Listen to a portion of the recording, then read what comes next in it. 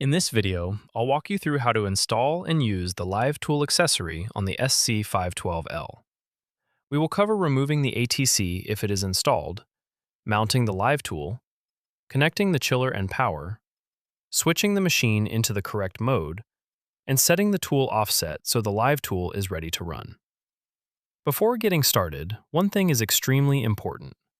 Never operate the Live Tool without air connected to the machine and without the Live Tool air line connected to the correct solenoid.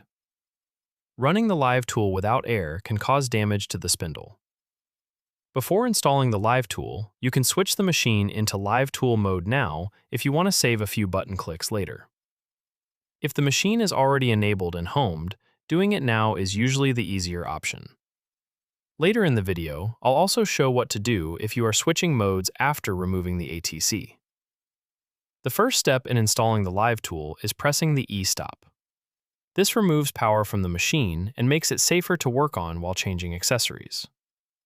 If the ATC is currently installed, it will need to be removed before the Live Tool can be used. Start by disconnecting the two blue connectors from the right side of the machine, then remove the air tubing from the solenoid. Next, remove the three M8 by 18 mm socket head screws using a 6 mm Allen key. Once those screws are out, lift the ATC up and out of the machine, then place it somewhere safe. With the ATC removed, the next step is removing the adapter plate. Using an 8 mm Allen key, remove the two M12 by 20 mm low-profile screws. Lift the adapter plate up and make sure to collect all 8 locating pins from the X plate. These pins are used to locate the ATC, so it is important not to lose them. Before moving on, wipe away any chips or debris from the X plate. Now take the Quick Change tool post and install it directly onto the X plate in the correct orientation. Use a 10 mm Allen key to secure the screw. With that in place, the machine is ready for the Live Tool accessory. Now we can mount the Live Tool accessory. The Live Tool can be mounted in either the radial or axial cutting position. You will need to set the center height using the two adjustment screws. Once the height is set, lock the screws down by holding the screw in place with an Allen key while tightening the nut. For this example, we will mount the Live Tool in the radial cutting position. Rotating the silver handle locks the Live Tool in position. Keep in mind that the handle position may need to be changed depending on the orientation you are using. If needed, unscrew the handle and move it to one of the other 3 threaded holes. Always make sure the handle is fully threaded in. If it is not screwed in all the way, the threads can be bent or damaged. Now we can connect the systems that support the Live Tool. Start by connecting the 2 cooling lines to the back of the liquid chiller. Fill the chiller with distilled water and a propylene glycol-based coolant that is safe for polyurethane tubing. A good general starting point is about 10 to 20% coolant concentrate, with the rest being distilled water. Anytime you run the Live Tool, the liquid chiller needs to be plugged in and turned on. This keeps the Live Tool cool and helps extend its life. Next, connect the power connector for the Live Tool on the right side of the machine, just above the power switch. Then rotate the blue locking ring until the connector is secured. Now connect the 6 mm air line to the solenoid. When changing tools in the Live Tool holder, you will need 2 slim wrenches, one 17 mm and one 13 mm. Now we need to switch the machine into Live Tool mode. If you already changed the mode earlier, you can skip ahead. In this example, we were previously using the ATC and the machine was left in ATC mode. Since we removed the ATC and pressed the E-stop, we first need to release the E-stops and press Enable. Because the machine is still in ATC mode, we cannot use Home All. If we did, the control would try to home the ATC, which is no longer connected. Instead, home the X, C, and Z axes individually. Once those 3 axes are homed, click the Live Tool Mode button. A dialog box will appear warning you that you are about to change modes, and that continuing will home the C axis. Press OK, then let the C axis home. Before setting offsets, make sure you have switched to the correct tool number.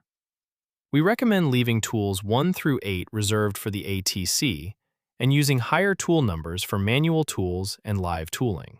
For example, if you want to switch to tool 12, go to MDI and type M6 space T1212.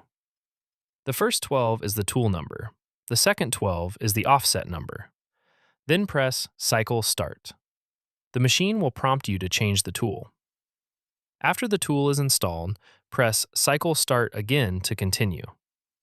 If you are switching to a single-digit tool number, like tool 9, you would type M6 space T0909. Now we can use the tool probe to set the tool offset. When probing the diameter of the tool, you will need to correct the offset by the radius of the tool. To do that, go to the Tool tab. Depending on your live tool orientation, you will use either the X correction or Z correction box.